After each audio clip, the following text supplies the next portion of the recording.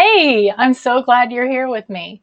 So, I'm on a bit of a kick this week on the same topic, and I want to discuss with you how I feel about this topic through a personal story that's like actually happening to me at this moment as an entrepreneur. And I know that my experience can help you understand your own brain and your own experience and change things for yourself.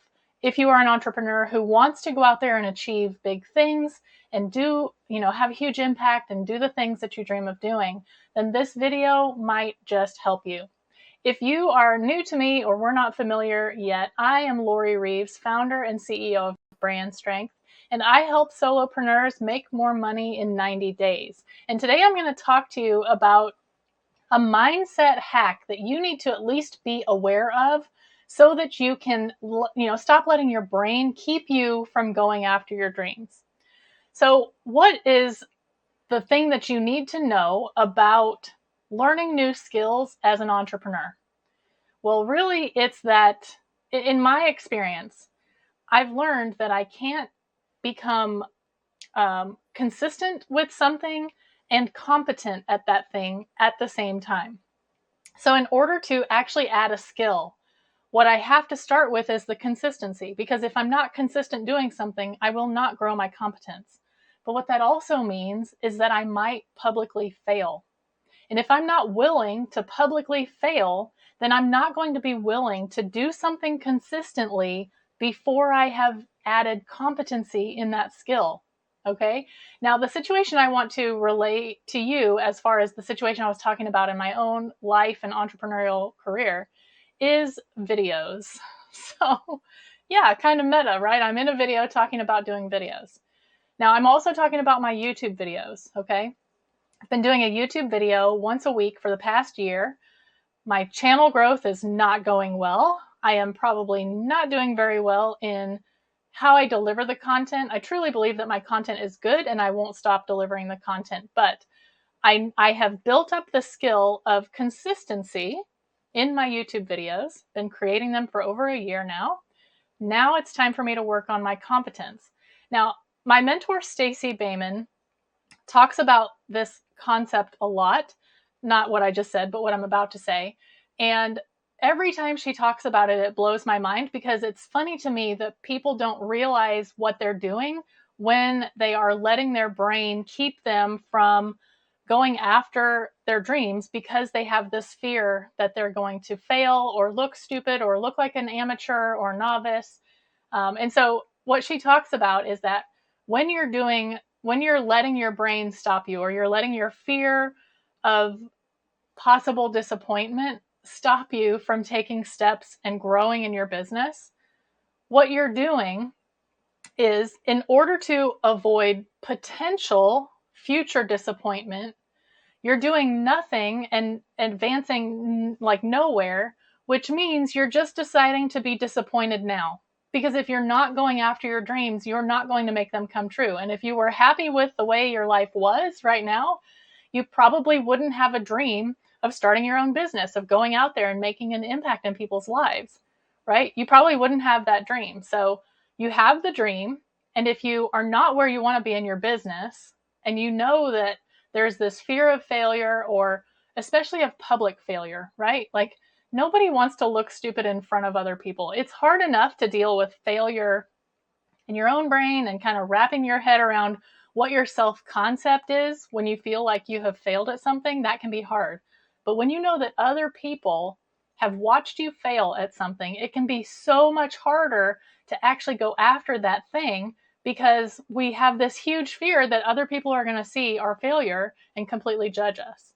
And that is possible, but when you don't even go after what you want, then you're just failing ahead of time, right? So you can't, if you have a dream, you almost can't get away from failure, right? You just have to get to the point where you understand that you might be disappointed and that disappointment happens and that you can get past it. You can feel disappointment and get past it.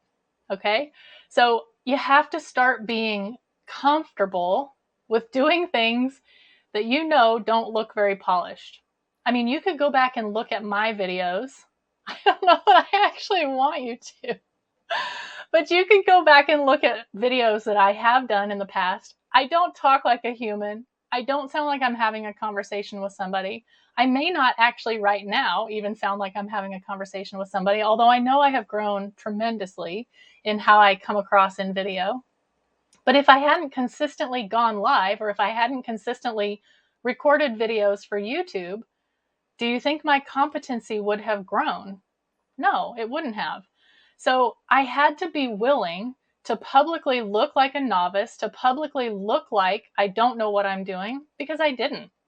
So that's what I wanted to talk about today, because I'm right in this phase, especially with my videos, where I feel like I have grown my consistency muscle. Because they both start with C, I get them confused in my head.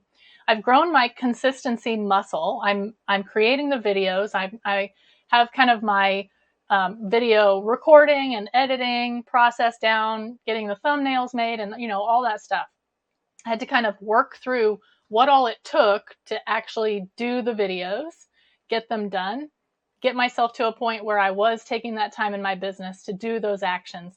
Now that I've done that, I'm at this point where I see that I have a lot of growth that I could be making. And now that I don't have to think so hard about the mechanics of doing the videos, it's time for me to move on to actually getting better with my videos. So this is the beginning for me of putting a lot of thought and intention. I've put thought and intention. I don't want to say I haven't put thought and intention behind my YouTube videos, but I will say that I have not gone after creating them as strategically as I could, and that's about to change. And so you just have to get yourself to the point where you're going to be subpar. I don't want to say you'll be bad at it. You might not be bad, but you're not going to look like an expert until you have some practice under your belt. Now, this doesn't just apply to videos, right?